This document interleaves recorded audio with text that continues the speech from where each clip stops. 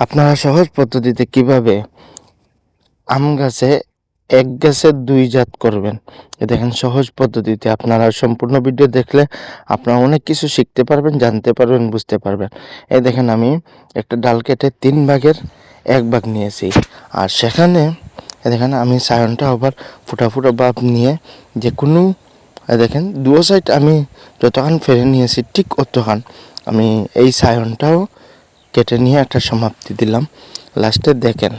এবং যে কোনো এক সাইড আপনারা দেখেন আমার সায়ন কাটাটা সম্পূর্ণ হয়েছে।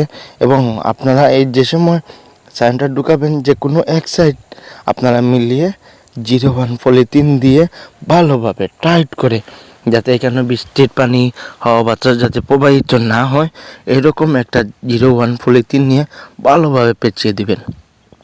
এই দেখেন একেবারে আপনারা সায়ন পর্যন্ত পেঁচে দিয়ে খালি উপরের দিকটা খালি রাখবেন। এই দেখেন দ্বিতীয় আরেকটি, এই দেখেন এটা কিন্তু ফুটা ফুটা ভাব, এ কারণে এই দেখেন দ্বিতীয় আরেকটি, এটাকে আপনারা একটা সমানভাবে কেটে নেবেন। এবং যে কোনো এক সাইড দিয়ে আমি 2 রকমের দেখাইতেছি, আপনারা যে কোনো এক রকমের এরকম চেষ্টা করলে আপনারা নিজেরা পারবেন। এই দেখেন যে কোনো এক সাইড কেটে নিয়ে আমি সায়নটা দেখেন যে কোনো এক সাইড দিক দিয়ে এরকম কেটে নিলাম, এবং নিচে কিছুটা আমি কেটে নিলাম যাতে জোড়াটা তাড়াতাড়ি লেগে যায়। তারপরে দেখেন আপনারা আমি যে কোনো এক সাইড মিলিয়ে দিয়ে দেখেন 01 পলিথিন দিয়ে ভালোভাবে টাইট করে বেঁধে দিলাম। কিন্তু এখানে আমি 2 জাত করছি, একটা বাড়ি ফোর আর একটা লগি পালমার, রেড পালমার যেটা।